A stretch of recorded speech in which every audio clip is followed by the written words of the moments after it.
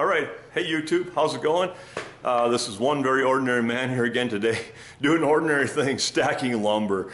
So anyway, I've got a pile of lumber over here to stack. Let me just move over here. Okay, there's my pile of lumber, kind of sitting temporarily on what used to be some old creel racks, and I'm actually going to modify them a bit so they work better for me. What I wanted always is a place where I can pull lumber off and just throw it kind of on a rack at my height, my working height, okay, not on the floor, and then, you know, be able to brush it off or whatever. So those things kind of work, but they have yet to be modified and simplified and to work a little bit better for me. But today, I just wanted to show you how I stack my lumber and give you a couple thoughts on that, and maybe that'll be helpful, hopefully. Hopefully it is.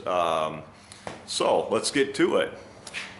So the first thing that I like to do is I like to have things consistent from time to time and from stack to stack. And so I've tried to standardize my stacks as much as possible. And the thing that I like about doing that is it helps me when I want to stack a stack on top of a stack on top of a stack, okay?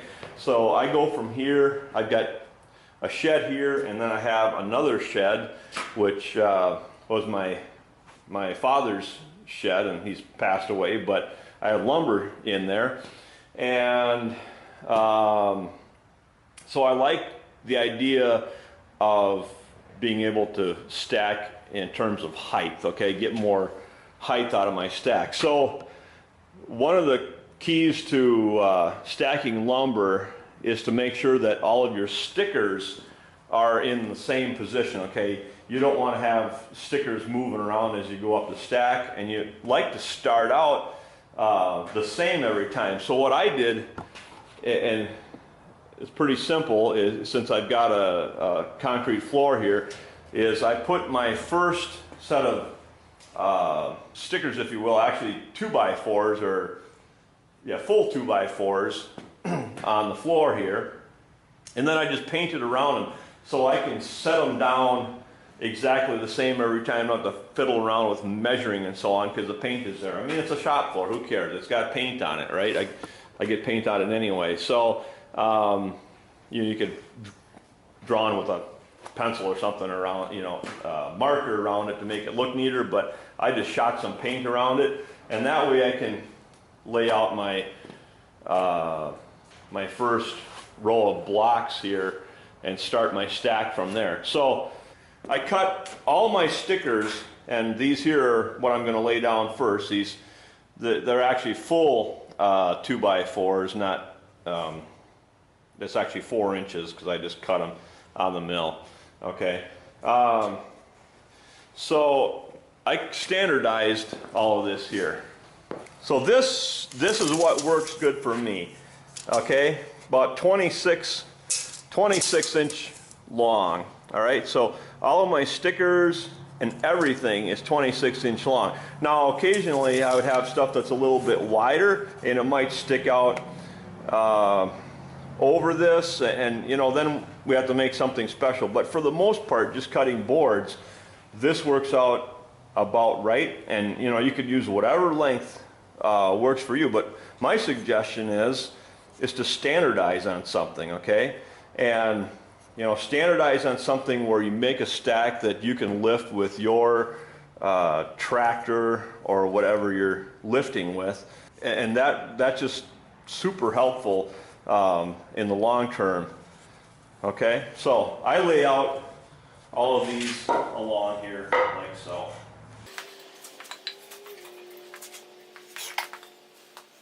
Okay, so you can kind of see how I have those laid out. They're all equally spaced, and the spacing that I have, okay, 24 inches center to center. That makes it kind of nice, a stack that's equal all the time. And for what I'm doing right now, I'm going to move this one over on this end over here.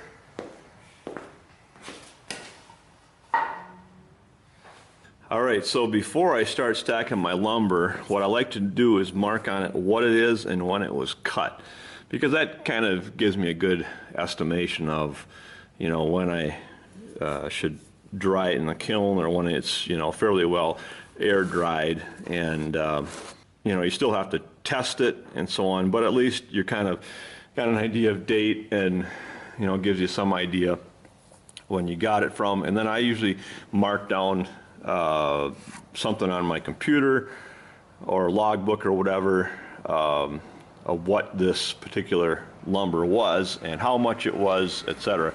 So I'm going to write a date, and I get one of these lumber crayons here, which works pretty good, and I'm going to write my date on here. I got 2017, the month 02,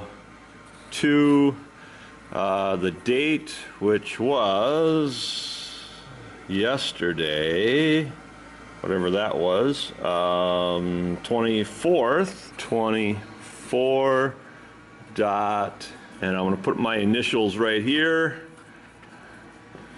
Okay, put very ordinary man right here. Okay, boom. Okay, that's not really what it is, but and then dot 001.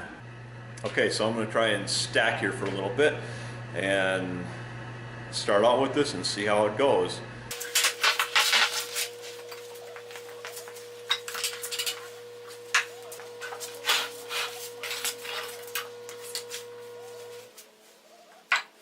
Okay, so what you want to do, and what I do, is I have my stickers standardized. I just cut a whole pile of these at one time, all right? And I have mine standardized to 1/2 inch thick, and there's really some, you know, probably guidelines for stickers as far as what types of wood that you want to use and don't, and I won't get into that here, but they're standardized to the same thickness throughout. They could maybe be a little bit thicker than 1/2 inch, but I think that's been adequate for me so far. So the idea is just to make sure that your stickers are lined up on top of these each time, all right? So just make sure that you get your stickers in line so the forces going down through the pile are all on top of the stickers. You don't want to have random stickers here and there, because that'll make your pile warp and dip in spots. So stickers got to be lined up.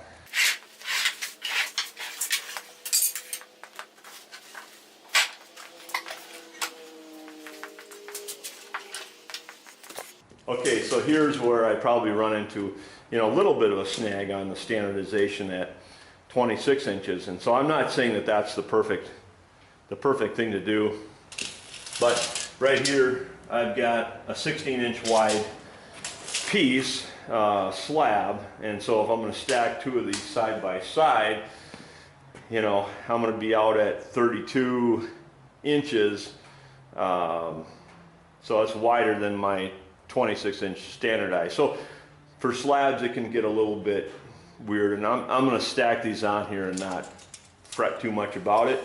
But yeah, nothing's perfect, but nothing's a total failure either. So we're just going to keep going, keep stacking on here. I almost forgot to say that while I'm doing this, I take photos, okay? And I should have taken one of that one below there, but I'm just going to snap a photo here real quick and kind of capture this. All right, so that gives me a pretty good idea, because from the photo I can see about my length, you know, 2, 4, 6, 8, and then some on the ends. I'm almost 10 foot long, and I got an idea of the widths and so on. But definitely helps longer. It definitely helps later on when you're going through or thinking about your stacks of lumber and what you have. You don't really have to dig through them. You can say, oh yeah, that's what it looked like, okay? Take a little photo. I mean, You know, photos are cheap.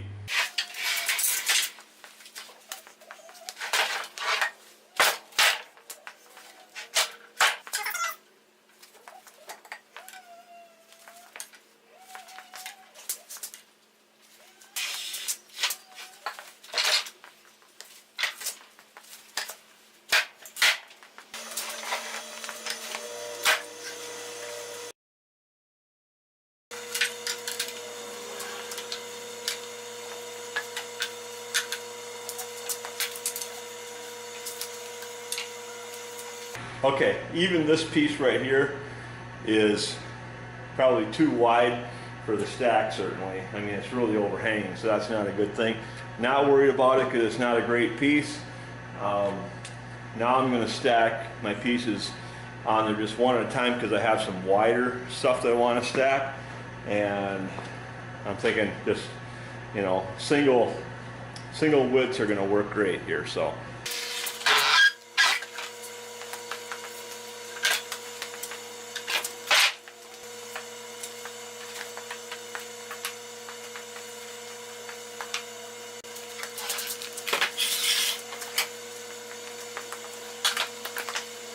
This was basically one log, one group of slabs here.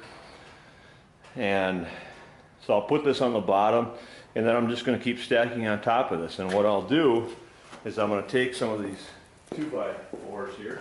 And the nice thing about putting 2x4s here again is I can start with a full width stack again, all right? So I've got 1x's that I want to stack up here. Okay, all this rest of this lumber here is 1x whatever. So when I put my 2x4s there, you know, they'll stick out over the edge of this and they'll hold that stack good and solid, and we can start on from there again. And the other nice thing is when I come in here and I pick this stack up, I can pick up this first part of the stack, lift it out of here, and I'm not trying to lift, you know, 3 logs or 4 logs at once if my tractor isn't able to handle that. So, all right, so I got new 2x4s laid out, and I'm just going to continue on my stack up on top of this. And since everything I have is red oak, it's from 2 different trees, but it's all about the same, so I'm just going to stack her all together and call this it. But when I get up to the top of this, I can still put on a couple more or another set of 2x4s and stack more on top of that again.